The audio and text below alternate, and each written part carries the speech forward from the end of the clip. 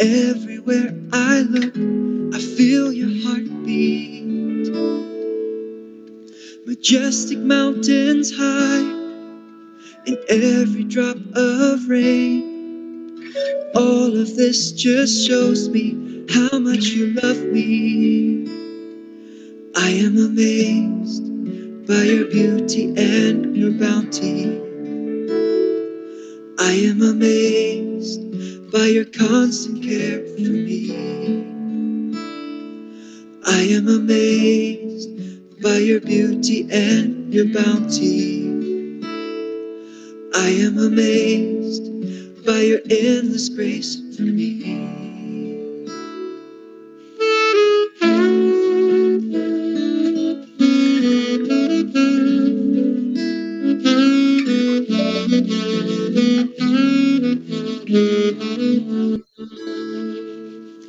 In every drop of dew, the rustling of the leaves, the chirping of the birds, a perfect symphony.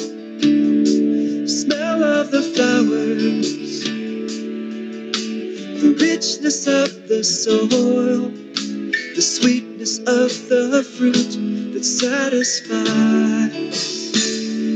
I am amazed by the symphony of your creation. I am amazed by your omnipresence. I am amazed by your beauty and your bounty.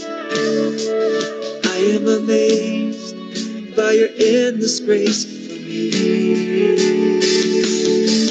From a firefly to a shooting star, to the song the cricket sings, from the raging seas to the placid lakes, to the bubbling of the stream, from the rays I feel, from the rising sun to the stillness of the night. I am amazed by your beauty and your bounty. I am amazed by your constant love for me. I am amazed by your beauty and your bounty. I am amazed by your beauty and your bounty.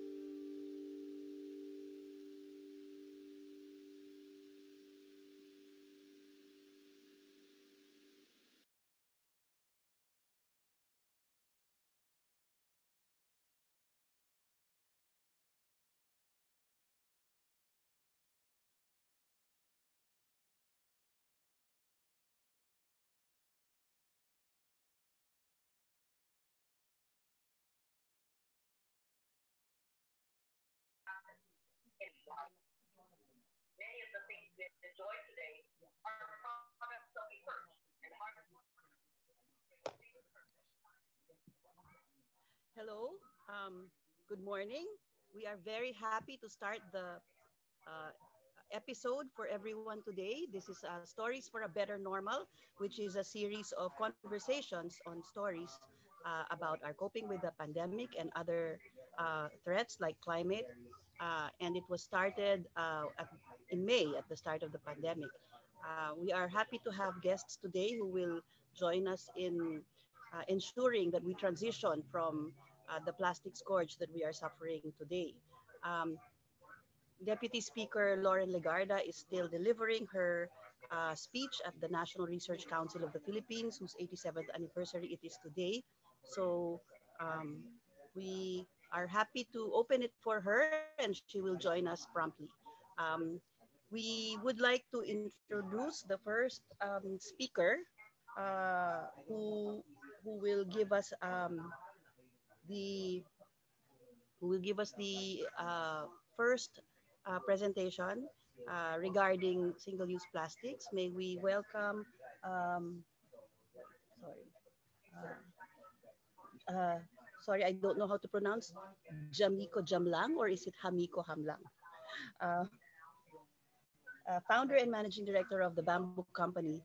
Jam, I guess that's Jam, not Ham, is a chemical engineering graduate from UP Diliman with a specialty on green materials. He's a social entrepreneurship and economic development fellow of the Young Southeast Asian Leaders Initiative for the University of Connecticut, USA, a young sustainable impact Southeast Asia fellow in Singapore, and has been a mentor and speaker for various events on sustainability.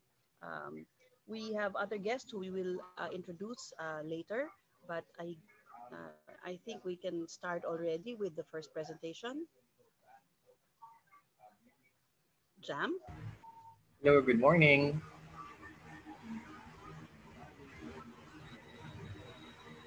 Morning.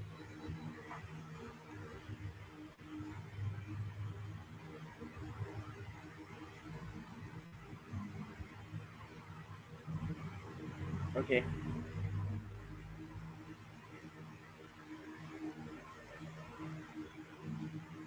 Okay, so let me start. Um, I just like to share basically my eco-friendly switch journey. Okay, next slide. So just a background. I'm Jamaica Hamlang. I'm from the Bamboo Company, and just a background on myself. I'm a chemical engineering in profession, and after college, one thing that I did was I was a management trainee of a food manufacturer, a multinational food manufacturer here in the Philippines. And during that time, um, I was assigned in one of the manufacturing hubs or one of the manufacturing plants of the company. And it was in Mindanao. So there in Mindanao, I was able to somewhat travel around it. And during that traveling, I was I was able to go to this small island in Misamis um, Oriental. It's called White Island. And during the time na we went to that island, we were able to somewhat talk to the different people there, especially yung mga bankero. So one thing na we were able to talk about is the story about the dolphins. So kung saan what they said was that during the time na bata pa sila, nung kabataan nila, na every time they go to that island, makakasalubong nila or makakasabay nila na pumunta yung mga dolphins. So that's the story that they shared, and we asked why na hindi na siya nangyayari, and they pointed out na yung island niya is somewhat polluted na. Once you go there, then you will see that the island has the several trash already, and the water is kind of parang ano na, medyo hindi na siya ganun kaganda. But the island's still beautiful. It's just that the water is not as good as it is before. So the reality struck me na the story that they were telling us was just a story na of the past. And what I would like is basically ensure that this kind of stories is something that would be still talked about and experienced by different people. So that's basically the reason why I established a movement called the Bamboo Company during that time. For us to be able to preserve those kinds of stories and for us to be able to provide alternative to the plastic items that we have or use every day.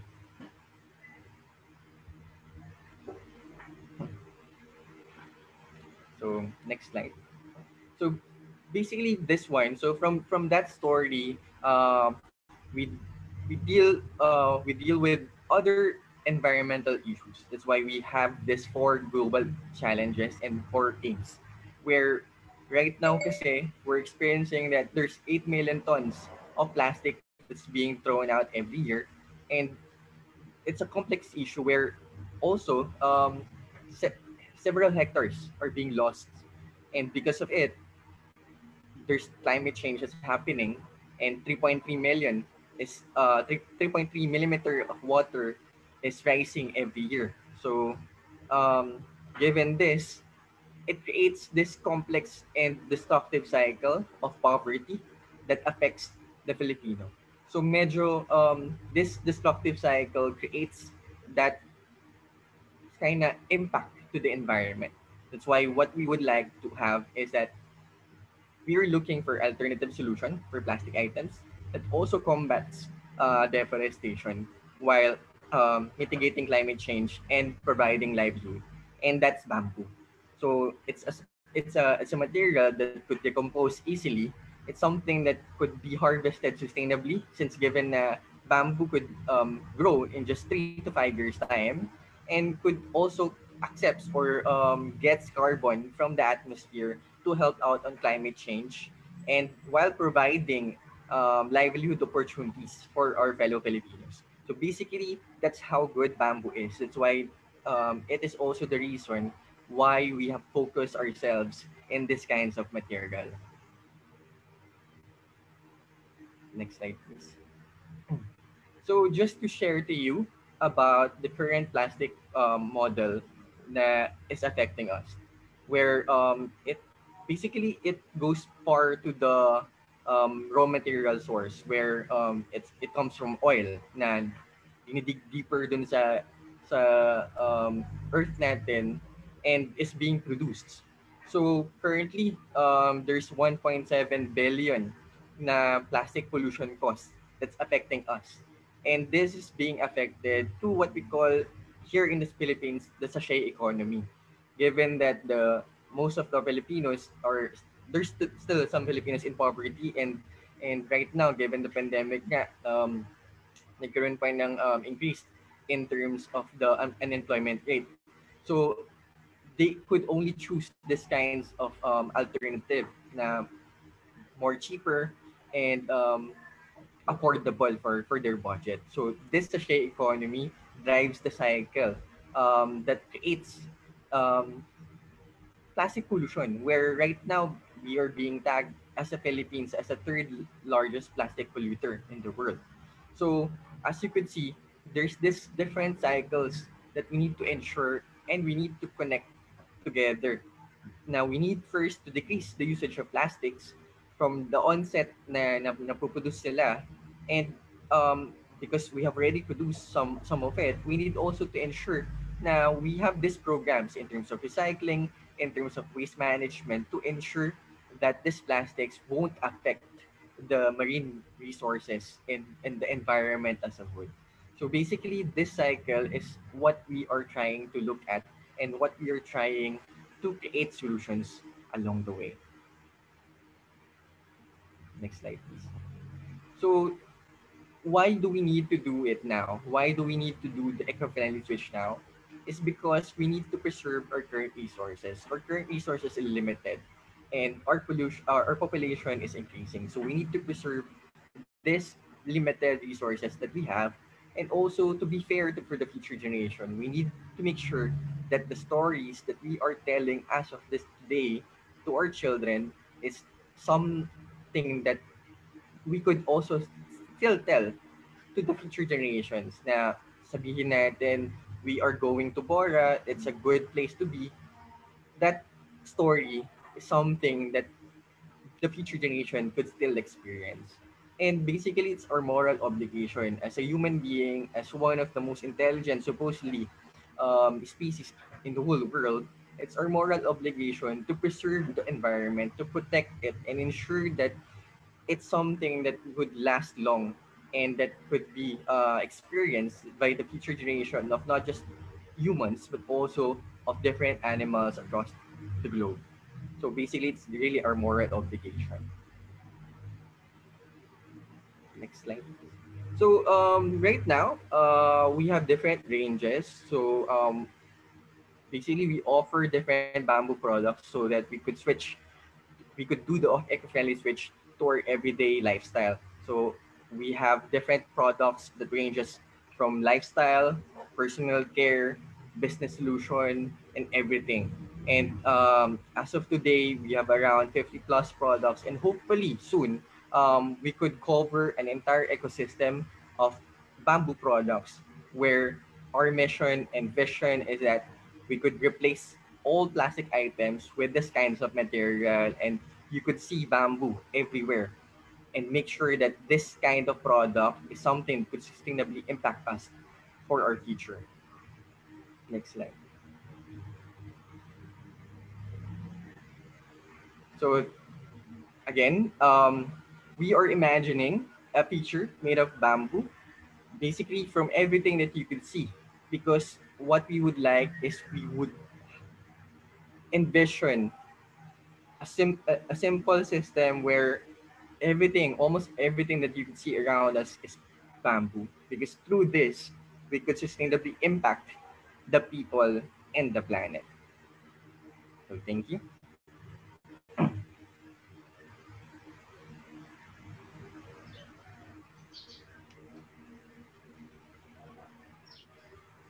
Thank you. Um, Thank you, Jam. Thank you. I'd like to introduce our next speakers first, so we can get a full view of what we're going to be doing this morning. Our next speaker is Zarina Constantino, the national lead for No Plastics in Nature initiative of the Worldwide Fund for Nature Philippines, a WWF network approach to stop plastic waste leakage in nature by 2030. She started her career as a corporate training specialist in 2011 before transitioning into the environmental conservation work in 2012. And she earned her master's degree in environment and natural resources management in coastal resources from UP Open University and bachelor's degree in psychology from University of the Philippines, Diliman. We have another guest, Wilma Arevalo, president of the Kalipunan ng Liping Pilipina or Kalipi. But I suppose we also have the mayor of Donsol Sorsogon, um, Josephine Alcantara Cruz, an advocate for the protection of children and the environment. Um, that's just to give you an overview of the speakers we have today.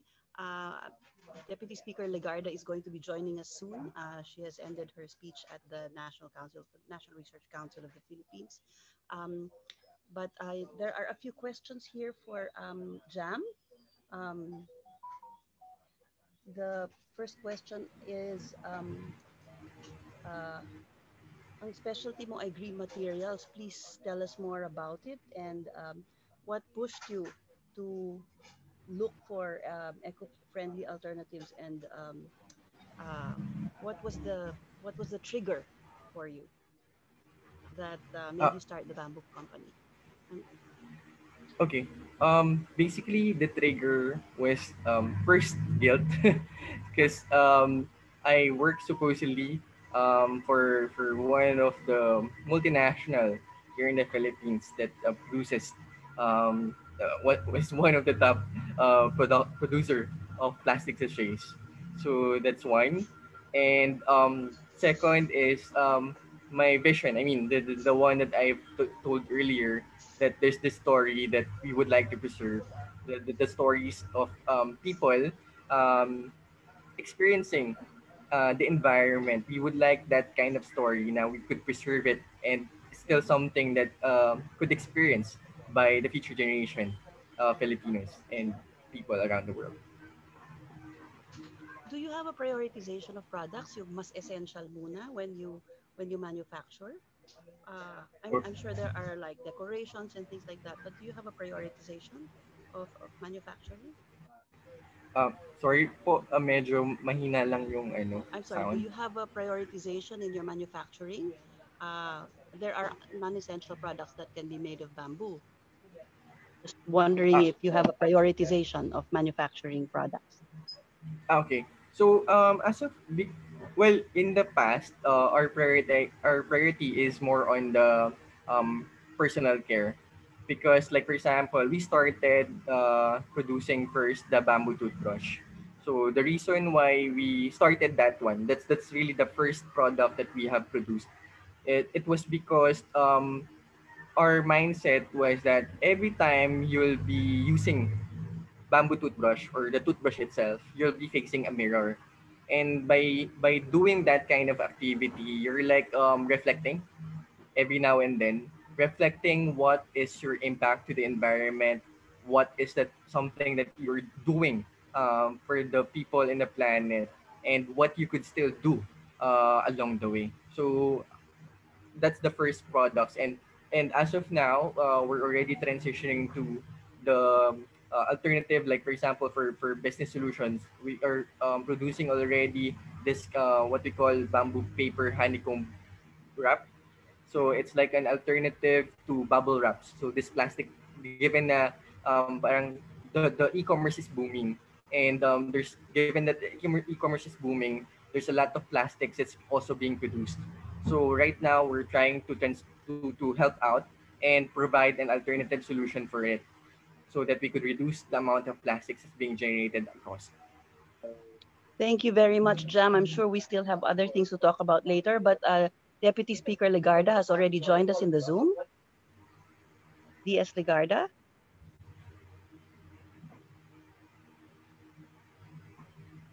Sorry, I think there's a technical problem. Well, let me introduce Ms. Zarina Constantino of WWF Philippines for her presentation now. After the presentation, she's already on the Zoom. She will hear you, but after the presentation, she can then take over the Stories for a Better Normal.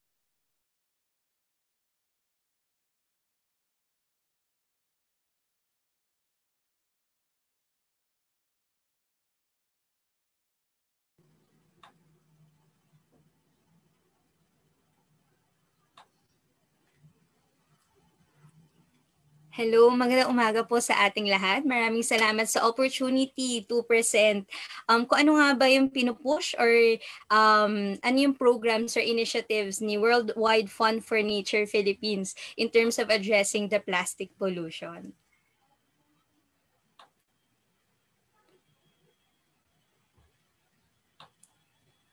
Ayan. So sabi nga natin, na-mention kanina ni Jam na 8 million tons. Actually, this 2020, nagkaroon na ng update doon sa data na yon. And sabi nga, na parang 11 million tons of plastics na yung nag-enter sa ocean natin every year.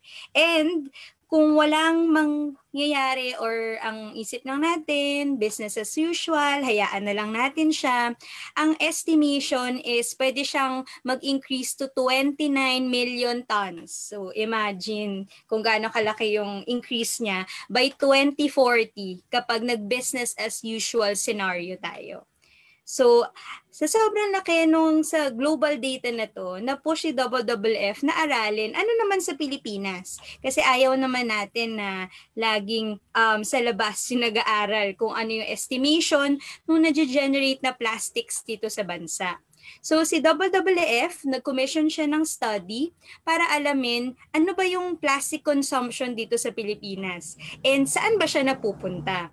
And based nga dun sa nilaunch natin na study na yun, 20 kilograms of plastic yung nage-generate ng kada Pilipino kada taon. And out of dun sa 20 kilograms na yon, 62.6% yung low-value plastics and non-recyclables. So, since non-recyclable siya, mahirap siyang mahirap siyang i-recycle, and then low value. So, ibig sabihin, parang kung ibenta mo man siya, kailangan marami kang ibenta mo man siya, hindi mo alam kung saan mo ibebenta kasi nga yung iba wala sila nakikitang value dun sa mga plastics na yon. And kasama nga dito sa mga low value plastics na to, yung mga nakikita natin sa sari-sari store. Ayan, nakaano sa likod. And 62.6% siya. So dahil low value and non-recyclable, saan siya napupunta? And nakita dun sa study na yon na ito ay halos pumupunta lang sa mga landfills or sa environment, which is very alarming. And kung 62.6%, and kung tama ako ng computation, ay 37.4% ay high-value plastics, meaning pwedeng ma-recycle. Pero, based dun sa study, nakita natin na 37.4 pero 9% lang yung plastic recycling rate sa Pilipinas. So, kasi kahit recyclable, high value plastic siya or pwedeng ma-recycle, napupunta siya pa rin sa mga landfill. Napupunta pa rin siya dun sa environment. Kasi nga, wala tayong capacity pa to recycle yung mga plastic natin dito sa Pilipinas. So, 33% napupunta lang sa sanitary and unsanitary landfill, and 35% nag-leak siya sa open environment. So, ano ba yung gusto nating i-push dito? Ano ba yung nakita ni WWF na kailangan nating i-push? So, next slide. Importante na i-push natin is yung accountability. Kailangan maging accountable yung kada sektor. Kasi lahat tayo, anumang sektor yan, nakaka-generate tayo ng plastic. And kung nakaka-generate tayo ng plastic, responsible tayo or accountable tayo dun sa na-generate natin, at kailangan natin siyang i-properly manage kung ito yung mga plastic na we see as necessary, at yung mga unnecessary plastics tulad ng mga single-use plastic nga, ito yung dapat iniisip natin na kung pwede nating tanggalin sa ating sistema. So important kasi tingnan natin din yung problema ng plastic pollution as a systems approach. So mula sa plastic production na mention kanina ni Jam, yung from plastic production to consumption and then to disposal hanggang sa secondary markets. Important na matingnan natin ano ba yung mga gaps, ano ba yung mga problema, and paano natin to i-address. So kasi ang pinupush natin is maging accountable yung kada bansa, yung kada LGU, yung mga businesses, yung mga kada tao or kahit ano pang sektor yan dun sa plastic na na-generate nila. And ang vision kasi, ang vision na pinupush in Ator and na-share nga kanina ni Attorney Ipat kanina is no plastics in nature by 2030. So ano-ano ba yung mga initiatives na gusto nating mangyari or ini-implement natin for the No Plastics in Nature initiative? So gusto natin by 2030 na-realize ko lang ngayon 10 years na lang. Pero pinupush natin to, and sabi nga ng title, Uniting Against Single-Use Plastic. So ito gusto natin na sama-sama yung iba't ibang stakeholders para makagawa ng kung ano man yung makakontribute natin, makagawa ng maging accountable sa pag-generate natin ng plastic and then sa pag-manage natin ng plastic na na-generate natin. So, we work with cities kasi importante na sila kasi mga nasa frontliners yan sa waste management kasi syempre important na minamanage nila or in-implement nila yung RA 9003. Yung policy makers para magbigay ng suporta dun sa mga LGUs natin, ng guidelines sa mga businesses natin kung paano ba natin dapat minamanage ang ating plastic. And of course, kung paano natin siya ma-reduce. And then, kailangan din yung contribution ng mga businesses. So, si Plastic Action. Kasi kailangan mag-commit din sila. Sobrang important ng commitment nila. And then, paano yun nila ma-materialize yung commitment na yun para ma-eliminate nila yung mga unnecessary plastic sa kanilang operations.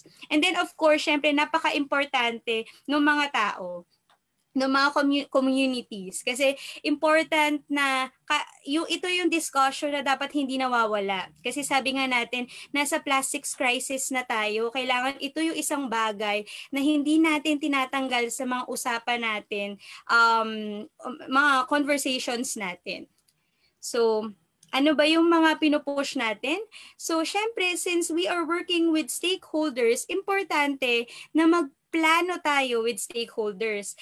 Ang isang bagay na ayaw namin mangyari ay parang, okay, sige, ito tayo, ito yung i-implement natin. Ayaw natin na yung solusyon na ibibigay na lang natin doon sa mga stakeholders.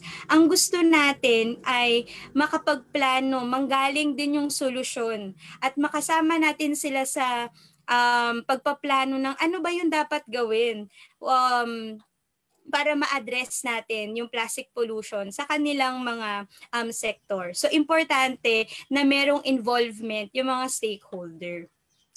Next slide, please. Importante din yung communities, and sobrang proud namin and sobrang happy na and thankful namin. Like for example, ito yung mga youth leaders namin sa Davao City. And napakaganda nung motivation nila para talaga tumulong para sa kalikasan. So actually, nag-implement kami ng 14-week na virtual na engagement wherein nagturo kami about segregation, saan nila dadalhin, yung mga na-segregate nila na basura. And after nung 14 weeks na yon, naka-divert sila or nakapigil sila ng basura na pupunta sa landfill lang ng mga 15,000 kilograms ng waste. So sobrang nakaka-proud. And sabi nga namin, important talaga yung drive ng tao. Important talaga na makita niya yung value nung pag-participate niya doon sa mga initiatives. Yung value ng pagsesegregate. Kasi for example, isa sa mga nakita nilang value maaari is nakita nila na pag nag-segregate pala ako, makukuha ko yung recyclable, pwede kong ibenta. So additional income siya sa akin. So dapat makita nila yung value. And then next is dapat makita nila yung mga skills. Yung hindi pala makita, pero dapat ma-equip sila with skills. Kasi important yung, okay, sige, ito yung gagawin, pero hindi pala nila alam kung paano gagawin. So magandang may guidance din sila kung paano ito gagawin. And sabi nga namin, sobrang important ng commitment. So sa mga businesses, and also this applies to the different LGUs that you work with. So next slide. So sobrang thankful nga kami, isa sa mga surprise. So, isa sa mga sobrang committed namin na mga partner talaga ay si Mayor Jo. Mamaya mag-share siya kung ano pa yung initiatives nila. And marami pa kaming partner na LGUs, pero sobrang important and nakaka-warm po ng heart to really hear their commitment. Kasi when they commit, they'll be sobrang dali mag-implement ng project. And syempre important na nasa priority nung mga mayors yung pag-address ng plastic pollution. And this is something that we are pushing for and we are happy. And actually si Don Sol, sila yung unang signee natin sa Plastic Smart Cities movement. So we are very proud that we are really making strides in terms of achieving the no plastics in nature by 2030. And then, of course, sabi nga natin, ang last slide, important yung participation ng communities. Kasi important na makita nila nga yung meron silang affect or meron silang pagmamahal sa kanilang syudad, pagmamahal sa kanilang munisipyo, sa kalikasan. Para at least makagawa sila nung makapag-participate sila, makatulong sila on how they can really stop plastic waste leakage in the environment. So, sabi nga namin, with all the participation of the various stakeholders, the different LGUs, the national government, the legislators, and the policymakers, and also the businesses, and definitely the general public, we can definitely achieve a vision of No Plastics in Nature initiative. So definitely let us unite against single-use plastic. So maraming salamat po. Thank you, Za. Thank you Thank po. you very much. I'm sorry, medyo maingay dito. Umuulan na. Bamboo house. Hindi mapigil yung lahat ng mga ingay sa paligid. I have questions for you. Can we define more precisely what unnecessary plastics are? Because if we have to get rid of them by 2030, ano yung precise definition na pwede nating sabihin para hindi nangangamba yung iba? Yes, actually po, Attorney Ipat, important nga po na ma-define si unnecessary plastic. The way we define it is that yung unnecessary plastic, ito yung mga plastic na kung hindi maapektuhan yung product integrity, then this is something that is necessary. Pero kung ito yung plastic na pwede mong tanggalin and the product integrity is still intact, then this is something that is unnecessary. So, kasama nga po sa unnecessary plastic is yung mga single-use plastic. Kasi ito yung, say for example, makakainom ka naman ng isang soft drink ng walang straw. So, yung straw na yun, it's something that is unnecessary. Pero kung hindi, say for example, we acknowledge na yung may mga tao na kailangan na may straw sila and it is something na necessary sa kanila.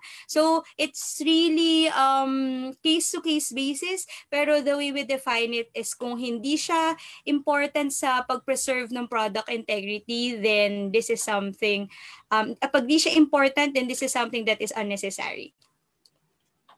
Sana na-clarify ko. Thank you very much, Serena. Isa pa siguro, let's ponder for a little later yung what the economic incentives are for behavioral change, no? True. If you have a short answer, we'll hear it now, or if not, we can move on to the other speaker. Yung economic po, I think if we put economic value usually sa mga engagement po natin, and I think we'll hear more from our next speakers, but I think the economic value is really more on putting how do we put like a monetary value. Like for example, if you like sell your recyclables to junk shops, then definitely there is an economic value. So if you put more economic value and turn the low value plastics into something that is of high value, then this is something that will help us in terms of putting an economic value on it as well. So sana na-address ko po. Salamat. Maraming salamat. Imbitahin natin ang susunod nating tagapagsalita mula sa Kalipi. Ito ay pag-uusapan niya ang tungkol sa kanilang mga livelihood projects na nakasentro sa plastic. No?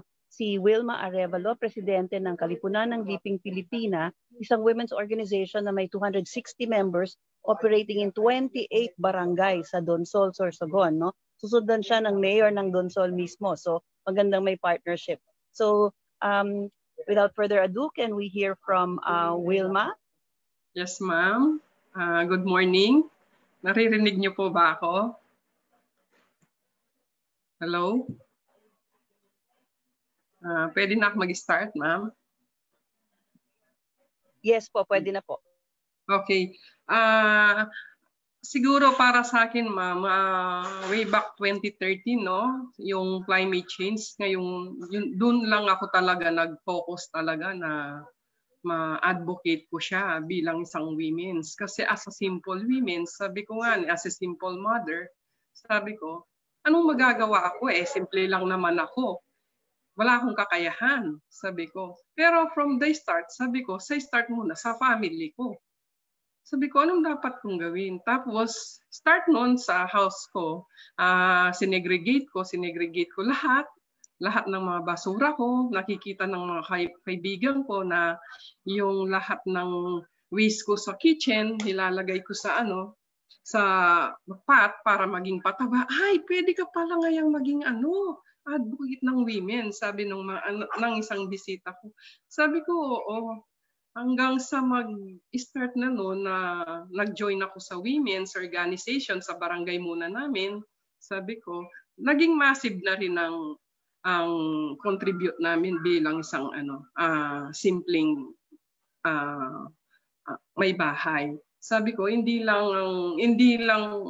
na ikaw ang ikaw ang tulungan ng gobyerno, dapat ikaw tutulong ka rin sa gobyerno. Anong kaya mong gawin? Siyempre, maski doon lang sa mga plastic, hindi ka magiging pasaway. Yun lang, as a women's, tinitignan ko kung anong dapat namin gawin. Tapos tinitignan ko kung anong magagawa namin sa lipunan or sa community, maski sa barangay na lang namin, para maski pa paano makakontribute kami ng ng basura, pagbawas, pag-segregate. Magmula po noon, naging massive na po yung namin ng mga women's, na nakikijoin na rin po kami sa lahat ng activity, especially sa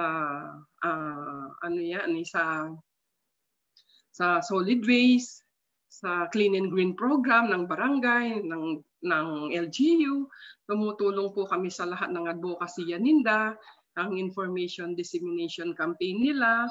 For now po, ang ginagawa namin at the present, sa tagal ng advocate ko, marami na rin ang tumulong with the LGU company, especially Mayor Jo, na tinulungan kami hanggang sa huli, hanggang ngayon, at until the present po, tinutulungan niya kami para sa mga advocacy niya, at the same time, para sa aming livelihood.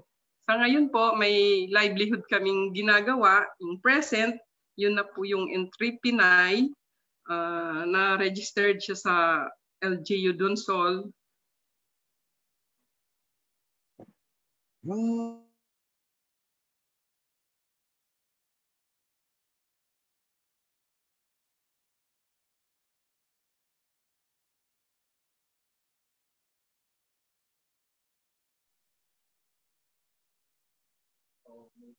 What happened?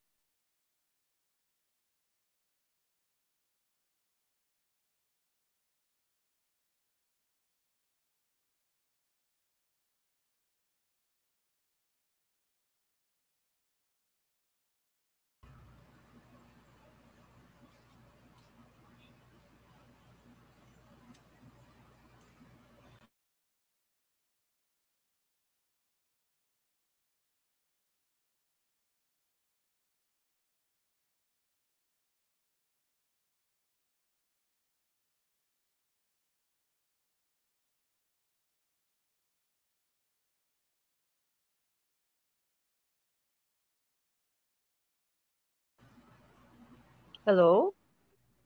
Is everybody still on? Yeah. Yes. Oh, we lost our Kalipi expert. Thank you very much, Attorney Ipat Luna, for joining us today. Our DENR lawyer who is an expert on many things, including biodiversity, and we see now the impact of single-use plastic on the environment. I hope that my connectivity, okay po ang akin. Can everybody hear me? Kasi nanggaling ko sa National Research Council of the Philippines sa kanilang 87th founding anniversary. At hindi naman ako makahindi doon maski na ang schedule ay kasabay ng Stories for a Better Normal. And so I requested Attorney Ipat Luna to join in. I hope you're still with us. Sana makatuloy tayo sa ating presentation sa Kalipi. If not, then we can probably have, is Wilma still with us? Kung wala na siya, nawala ang connection niya dahil siya ay nasa Sorsogon, I hope we have Mayor Josephine Alcantara Cruz of Donsol, Sorsogon. Napakaganda, di ba, sa Donsol? Yan yung mga, let me see. Anong tawag dun sa, anyway, we'll ask her later. Donsol is known for something, okay, an advocate of the protection of children and the environment. And ang Donsol Municipality pala ay awardee ng Provincial Gawad Gobernador sa Kalikasan and DENR Saringaya Award. Ipat, are you there? Donsol Sorsogon is the first signee of the Philippines to the Plastic Smart Cities movement. Great. Of the WWF. Nagpapasalamat din ako sa mga nag-present earlier. I can see Zarina still online, Constantino of the World Wildlife Fund. Yes, we're back with Wilma. Is that Wilma I can see? Pero kung wala pang connection, we proceed with Mayor. Maganda umaga po. Mayor, nandyan ba ho kayo? May we ask for your presentation, Mayor Josephine Alcantara Cruz ng Donsol, Sorsogon. Magandang umaga po. Magandang umaga po, Deputy Speaker Loren. At nagagalak ako na naanyayahan ng CCC, Climate Change Commission, sa isang napakahalagang event katulad nitong usapin natin ngayon, yung United Against Single-Use Plastic. Magandang umaga din po sa lahat na taga Bicol, nanonood at nakikinig sa programang ito.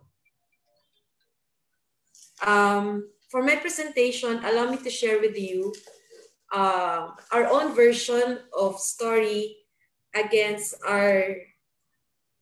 single-use plastic. And this we entitled End Plastic Pollution Now. Like now, hindi po bukas, kundi ngayon. Next, please.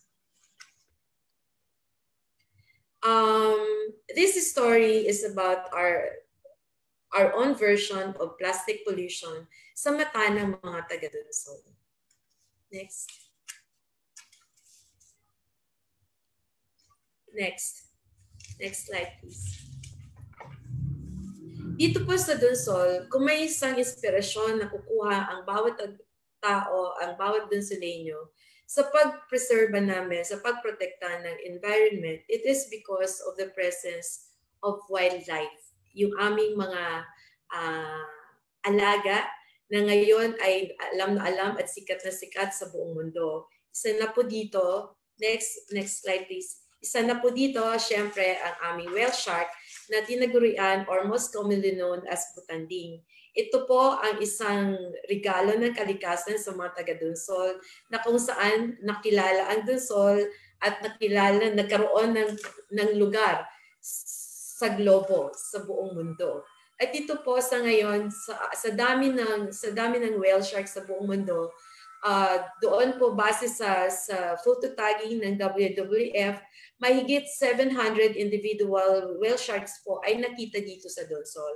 At maliban po sa whale sharks or sa butanding, dito meron din po kami dito na sea turtles. Kung sa buong Pilipinas po, sa buong mundo, meron po tayong 7 na magkakaibang species ng sea turtles na kung saan 5 ay nakikita sa Pilipinas. 3 po dito, napakaswerte po namin sa Donsol. 3 po doon sa 5 ay nandito rin po sa Donsol. Balikan ko po doon sa butanding, sa whale sharks. Yung Donsol, ito po yung isa sa mga lugar dito sa parte ng Pilipinas na kung saan regular na nakikita yung butanding. Although they stay here for such a short time, like 5 months only, pero po palagi po sila nandito. At maliban po doon sa pagpasyal nila sa amin, lately po, nagkaroon din po kami ng documentary about seeing a neonate whale shark dito sa aming bayan noong March lang. Meaning, pwede po namin isipin na maliban doon sa pagpasyal nila sa amin, isa rin po yung Donsol na breeding ground for this whale shark. Next slide, please. Ito pong mga regalo sa amin ng kalikasan. Ito po yung aming inaalagaan. Siya ang isa sa mga pinakamalaking dahilan at inspirasyon kung bakit patuloy kami na naka-engage at talagang patuloy naming sinasabuhay ang pag-aalaga ng environment. At isa dito sa mga threats sa mga pag-aalaga namin ay yun na nga po, yung climate change, yung posibleng pagkawala sa kanilang habitat dahil sa pollution. At ang pinakahuli, ito po yung pinag-usapan natin ngayon, ang topic sa buong mundo ay ang pollution. Next slide, please. Sa 8 taon ko na po na local chief executives dito sa Donsol, marami na rin po kaming ginawang initiatives para mapangalagaan ang environment. At to name a few, kanina po nabanggit ni Cha yung aming pag-sign up sa Plastic Smart Cities program. Ito po, maipagmayabang lang po namin ng konti. Medyo sinuwerte po yung Donsol. Nasama kami doon sa tatlong city, hindi naman po kami city, pero isa kami sa tatlong LGU na napili para doon sa initial sign-up sa Plastic Smart Cities program. Ang Donsol, Parañaque, and Davao. Pero yung Donsol po yung nakapag-participate po doon sa pag-sign up sa Singapore noong isang taon.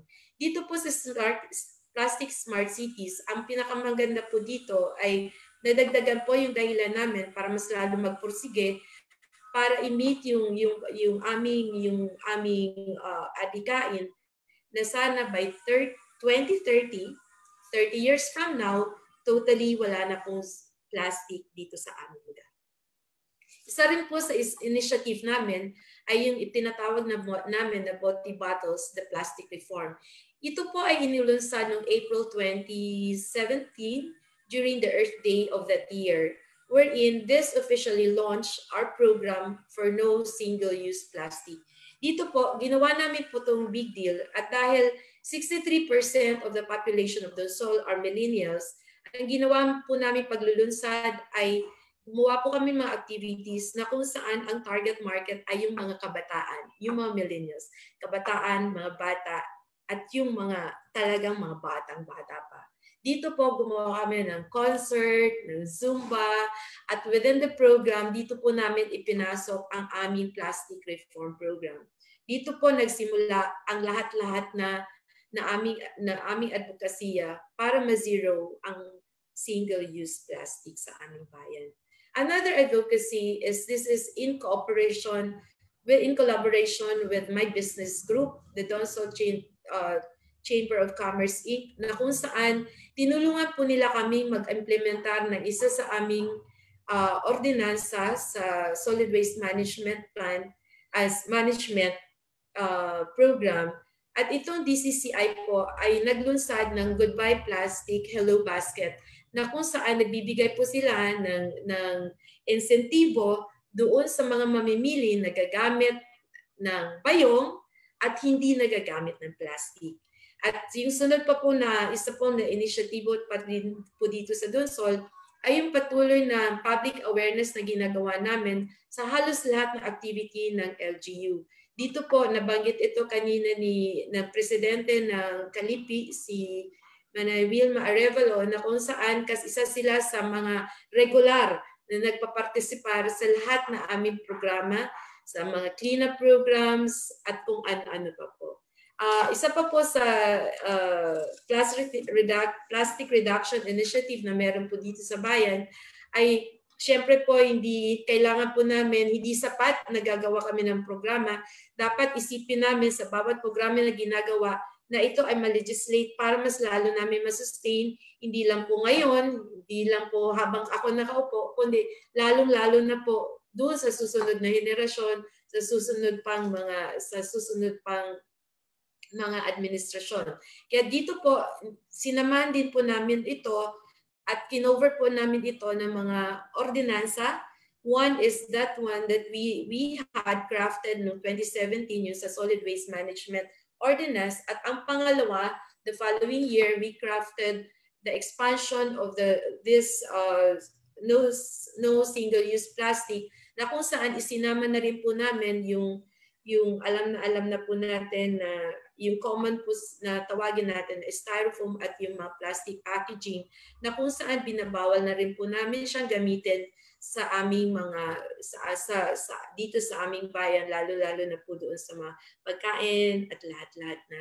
On top of all this, maliban po sa mga ordinansa ginawa, meron din po ako mga executive orders na inilabas para suportahan ang programa na ito. Isa po dito yung Executive Order number 14 na kung saan lahat na programa ng LGU at lahat na ahensya ng gobyerno, lahat na caterers po namin ay pinagpapawalan gumamit ng mga single-use plastics. And of course, the last but not the least, ito po ay isa rin po pwedeng pinagmamalaki po ng Donsol sa katulungan ng lahat-lahat na po ng taga-Donsol.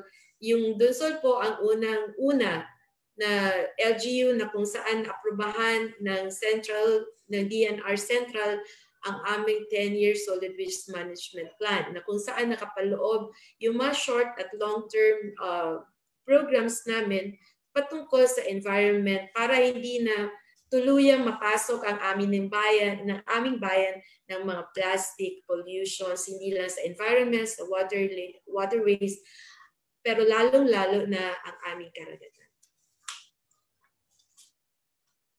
Next slide, please. Ito po yung mga susunod na slides. Ito po yung mga highlights ng aming mga programa. Ito po yung nabanggit ni Sha kanina, yung aming pag-sign up.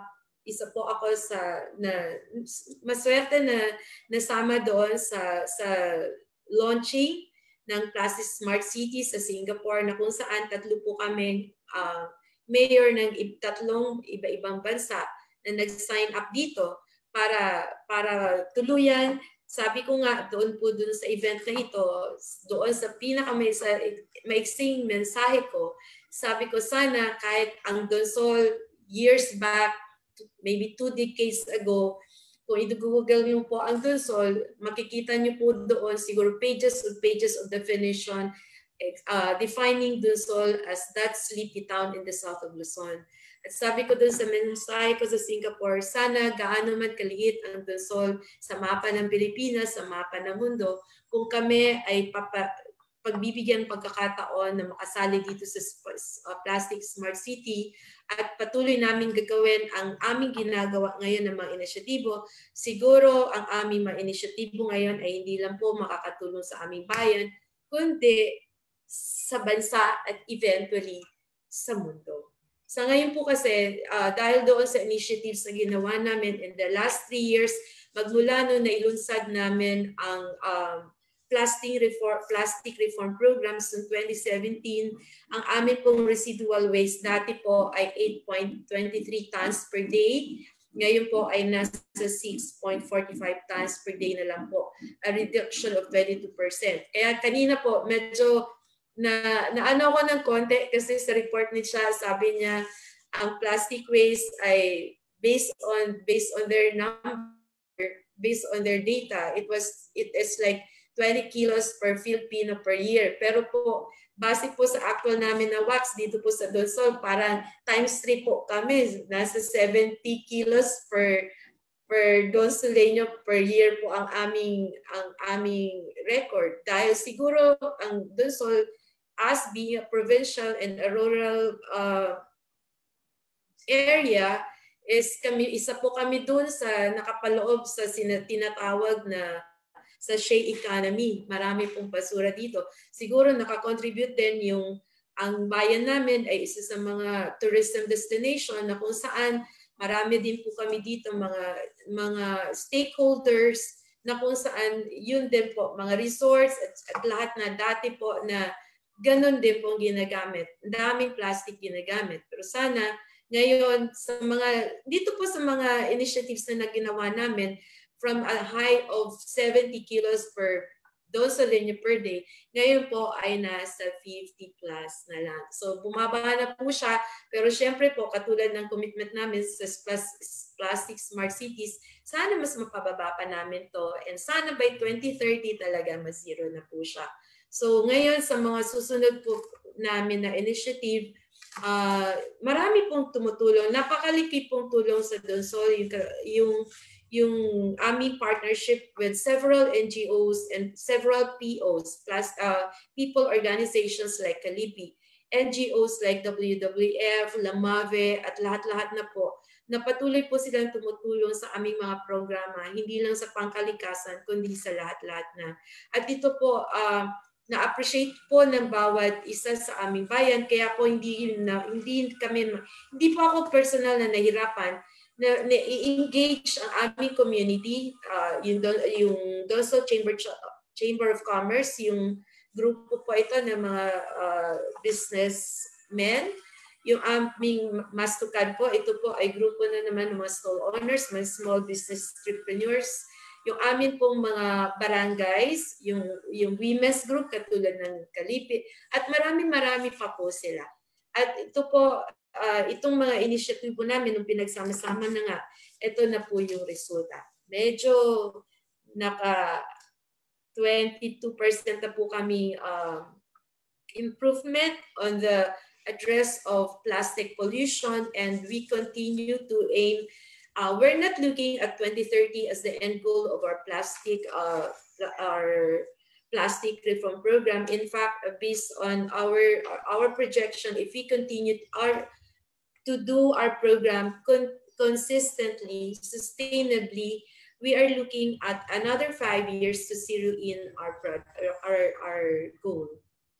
And marami pa po siya. Please show the other slides. Those are yung mga advocacies namin sa iba-ibang okasyon na kung saan nagpapakita po dito na ang ini-engage po namin na hindi lang isang sektor, dahil ang goal po namin na ma-reach out lahat ng sektor. Hindi rin po kami lang naka-focus sa urban barangays dahil ang Luzon po, incidentally, ang dami po naming barangay. We are composed of 51 barangays. 17% of these are located in GIDA. GIDA is the geographically isolated and disadvantaged areas wherein ito po ay nararating lang ng mga habal-habal, motorsiklo. Hindi po pwedeng pasukin ng aming garbage trucks. So dito po din pumasok ang isang programa na tinulungan din ni-launch ng WWF, yung Nakamoto Project, wherein ito po, ang layunin nito ay maibaba dito, maidala yung residual waste, yung mga plastic waste ng aming interior barangays. Sa ngayon po, nasa 28 of the 51 barangays na po ang totally nasa-service ng solid waste management group ko, wherein lahat po na residual waste nila ay kami na po nagmamanage. Gusto ko lang din po idagdag na sa ngayon, more than a year na pong close ang aming dump sites, at ang management namin ng residual waste is via an agreement with a private sanitary landfill in Daraga.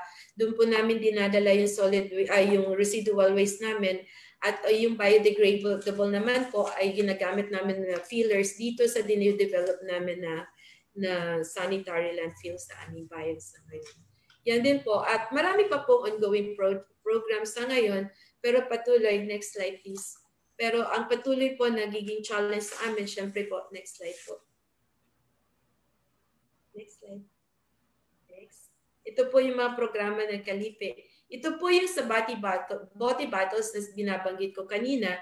Dito po sa Boti Battles, magmula nung nilaunch namin siya noong April 2017 today, ayan po yung number, nakalikom na po kami ng 12,000 bottles, which is more or less equivalent to 7.2 tons of plastics na ginamit na po namin siya para ipatayo yung mga eco park benches namin na gamit ito pong mga bote as fillers instead of hollow blocks.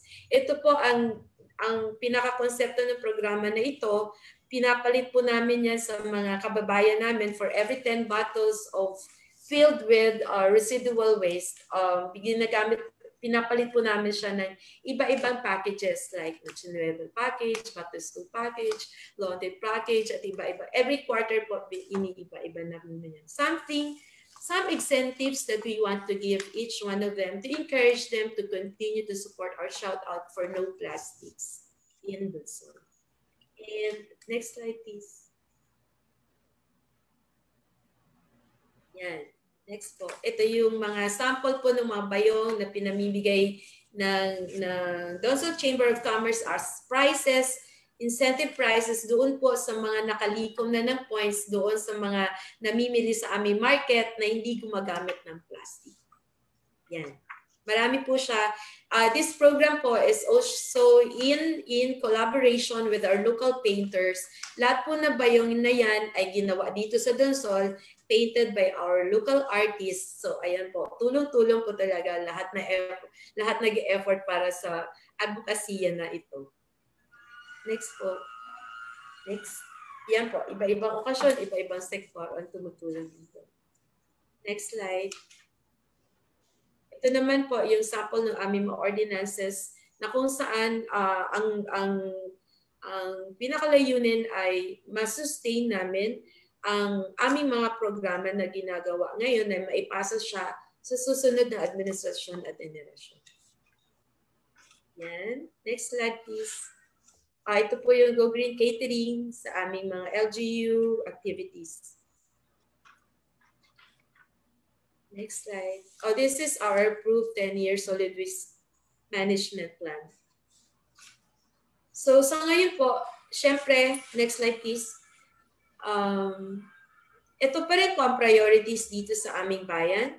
Of course, nandyan pa rin po yung effort namin sa pag-manage ng mga threats sa biodiversity. Nandyan pa rin po yung aming mga programa sa environmental emergency response. Katulad po ngayon, mga sunod-sunod na bagyo, may lindol, may pandemya at lahat na. Nandyan pa rin po yung patuloy na community engagement activities po namin. Kasama po ito sa Barangay Empowerment Program ng aming lokal na gobyerno. And of course, the last but not the least is the management of our protected areas where we have 3 legislated areas here in Bungsol. Ayan po. Yan. Siyempre, ito pa rin po ang aming pinaka-final goal, ang pag-create at pag-maintain ng isang eco-friendly destination, not just for Filipinos, but for everyone. At ito yung patuloy, kahit sa dami na po na nagawa, marami pa rin po ang nag-aantay, nagagawin ng bawat isa sa amin.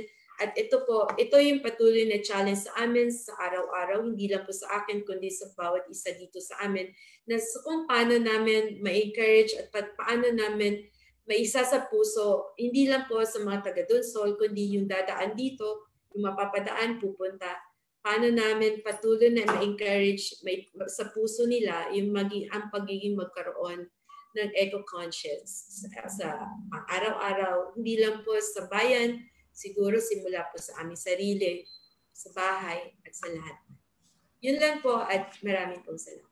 Maraming salamat, Mayor Josephine. Ang gusto ko pong malaman, ilang tonelada ng plastic ang inyong na-divert sa isang buwan o isang taon mula po kayo nagsimula ng inyong war on plastics, war on single-use plastic?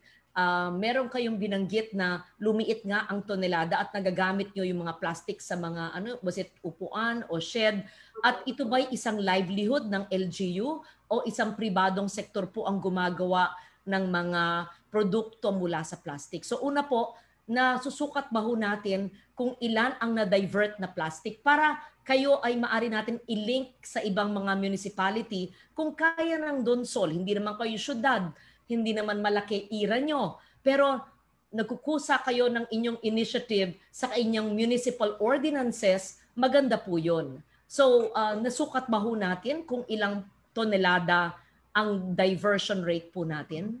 Nung nagsimula po kami noong 2017, syempre po kailangan namin ng baseline data. So, nung time po na yun, ang amin pong residual waste ay 1.32 ton per day. Ngayon po, 3 years after, dahil po sa mga initiative pong ginawa na namin, ang amin pong waste ay nasa 1 ton per day na po. So, naibaba na po namin siya ng 22%. So, ganun po ang challenge talagang within 3 years, 1/4 ang ating kayang i-divert na dagdagan ng diversion rate. Okay, sa mga nanonood po, para po maliwanag, ang ibig sabihin po ng diversion rate, ito po yung mga solid waste na maaring gamitin na bote, lata o plastic na maaring paggamitin. Tama ba ho yun, no? Di ba? Nadadivert ito sa magagamit. Ibig sabihin, kokonti na lang or mababawasan ang mapupunta sa ating landfill. At saka siyempre, zero ang ating dump site under Republic Act 9003. So you're saying, Mayor, nagsimula lang po kayo ng inyong kampanya, hindi politikal, laban sa plastic waste at kampanya para sa kalikasan in 2017. Okay.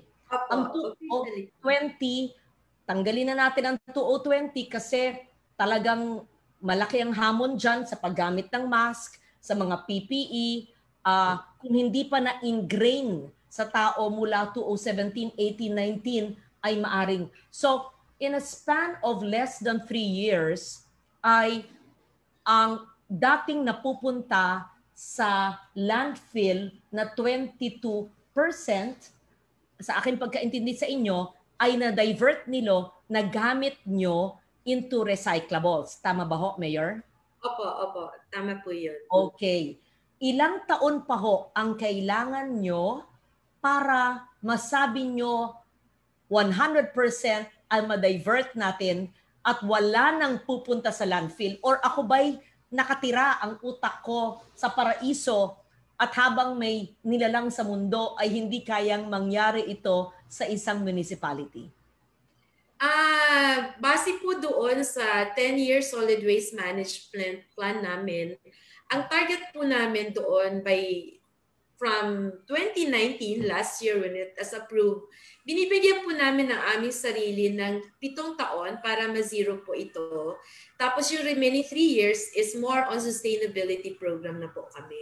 So ngayon po, medyo, actually po, Deputy Speaker Lauren, kung titingnan ko po yung actual number po namin, kasi po yung decline po namin ngayong yung decline po na 22%, medyo lumiit pa po yan, maliit pa po siya, kasi po yung bulk ng residual waste namin ngayong pandemya ay tumaas po ng 20%. So, kung hindi po siguro nagpandemya, tingin ko po hindi po siya 22 para baka mahigit pa po yung dinecline namin. Ganun pa man, syempre kailangan din namin doble yung effort dahil hindi naman po ito excuse para sa aming mga kawani ng gobyerno para maging dahilan para hindi maayos pa yung problema. Okay, iliwanag po natin. Yung 22% mula po kayo nagsimula ng inyong ban on single-use plastic, ay mula 2017, kaya lang yung nangyari sa pandemya ay 20% ang residual. Ibig sabihin, yung mga hindi na kayang iresikulo ay nadagdag, di ba? Residual. Sa Tagalog po ay latak. Yung wala nang paggagamitan na organic compost, hindi rin na paggagamitan na plastic na iresikulo, hindi na rin pwedeng paggamitan na bote o latang pwedeng ibenta. Yan. So residual. So sinasabi po natin na na sa panahon ng pandemya, the past 9 months, tumaas po ng 20% ang mga latak o residual waste. Yun. Kaya nga lalong mahalaga ang pagpapatupad po ng aking batas na natutuwa ako ginagamit ng Bayan ng Donsol, Sorsogon, Republic Act 9003. So, kung hindi nangyari ang pandemya, ay maaring siguro 40 or 50% na ang inyong diversion. Ang ibig sabihin po, dapat maghanap tayo ng mas simpleng mga salita eh. Ang ibig sabihin po sa diversion, hindi diversion road, ibig sabihin, ito po'y hindi na pupunta sa latak, ito po'y na-resikulot na gamit. Ayun. Pero wag tayo magsisi sa pandemya o sa kaganapan ng COVID-19. So, ibig sabihin, marami pa tayong dapat gawin. Ngayon po, maari ba niyong turuan ang ibang LGU?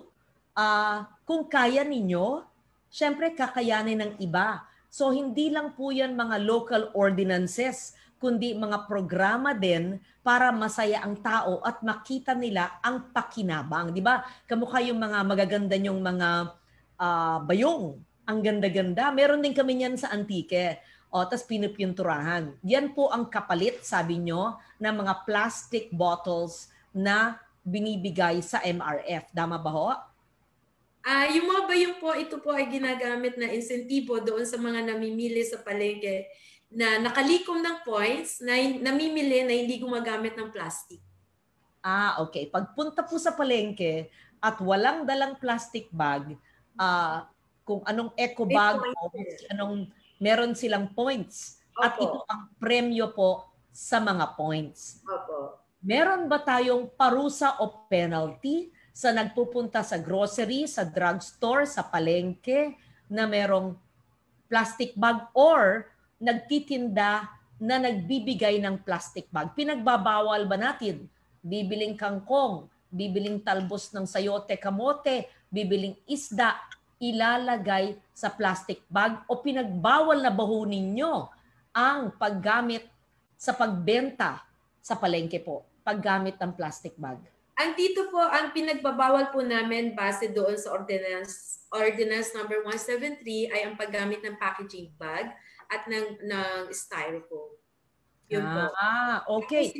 Ano na po ang ginagamit sa palengke para sa isda? Kung hindi na po yung mga...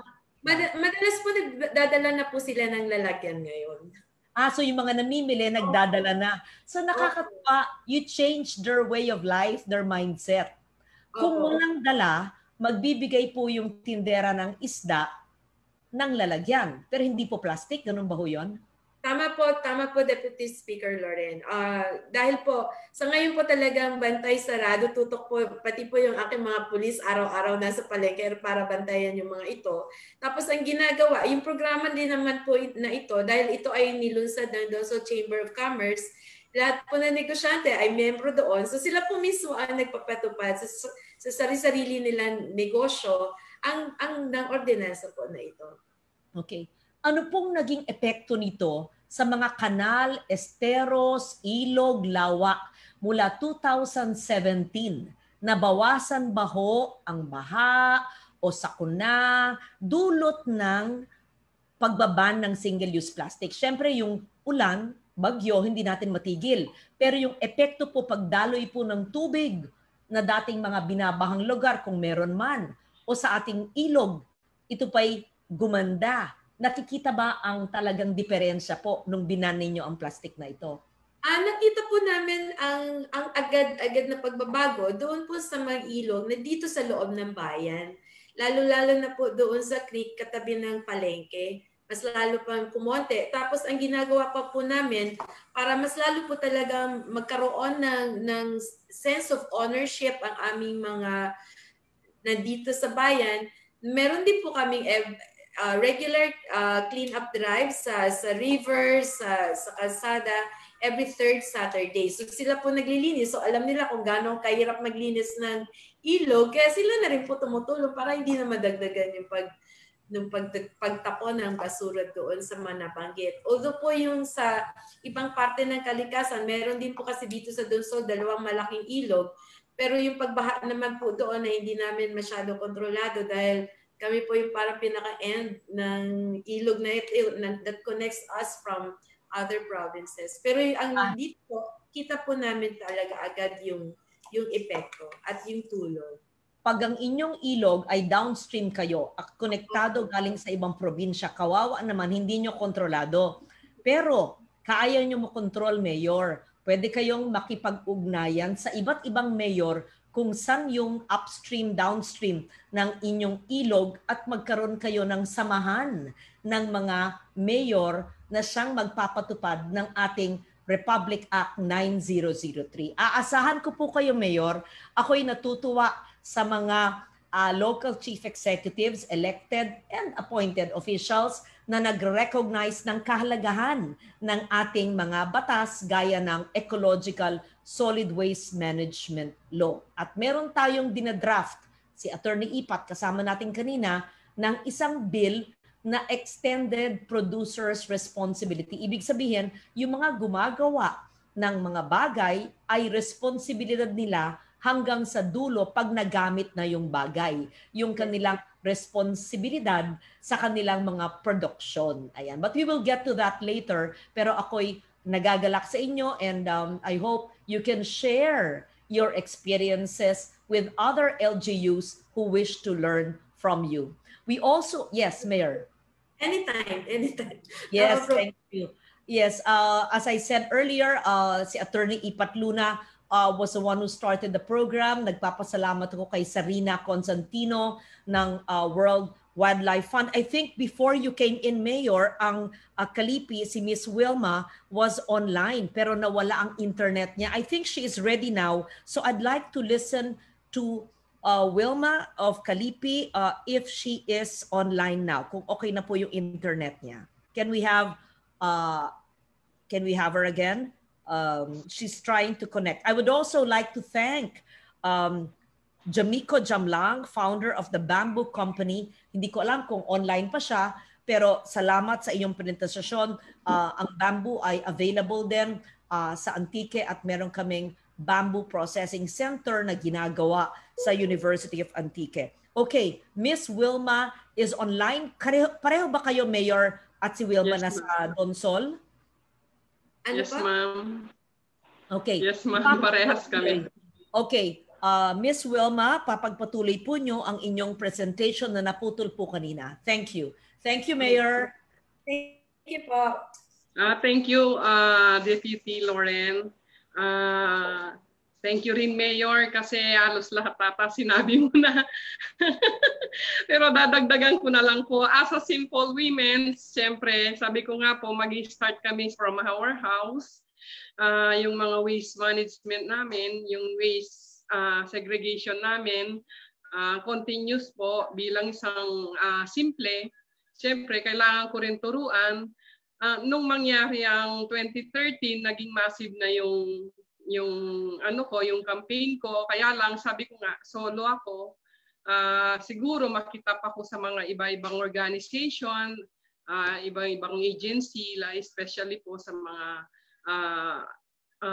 activities ng gobyerno, lalo na sa LGU. Inspiration namin si Mayor, naging saya sa amin, masyadong supportive para sa advokasya.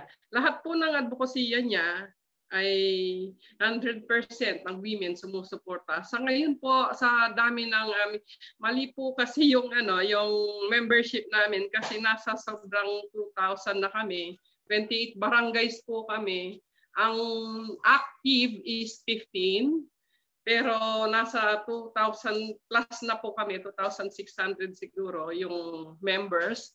Kaya pagdating ng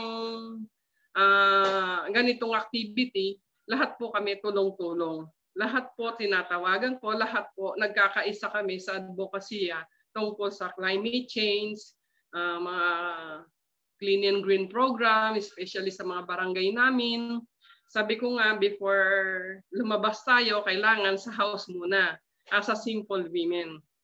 Sa ngayon po, sa tulong ng maraming agency na tumutulong sa amin, na nag-join kami, naka-come up kami ng mga projects, tsaka mga mga produkto na pagkakakitaan ng women's.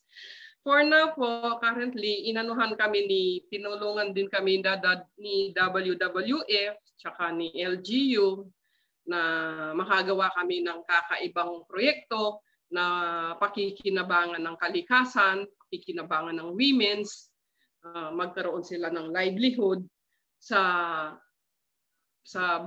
may pera sa basura. Yun ang tawag ko sa kanila. Sabi ko sa kanila, hindi lang naging basura yan, meron yan pagkakakitaan. Kaya po sa ngayon, with the partnership nga ng WWF, ito na po yung mga project na nagawa namin. Meron po kaming iba-ibang klaseng project. Ito po yung isa sa mga proyekto namin na throw pillow. Nagkakaroon po siya ng marami po ang ang ginagamit na plastic. Ang gamit po na plastic nito is labo. Plastic labo, ang tawag po nun is sandbag. Tapos yung laminated plastic, yun po ang mga shampoo,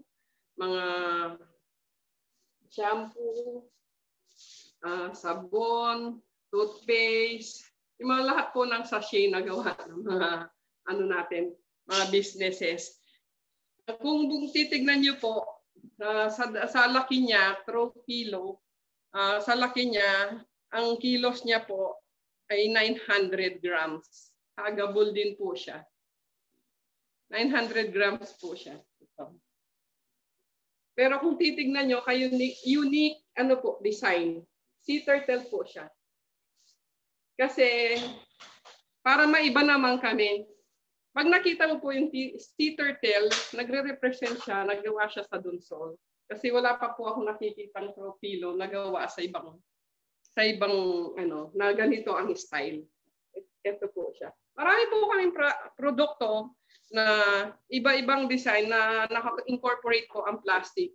Ang center table po, meron din kaming center table. Sea turtle po siya. Andito po yung mga plastic niya sa mga pins, sa paa, sa head. Ito po.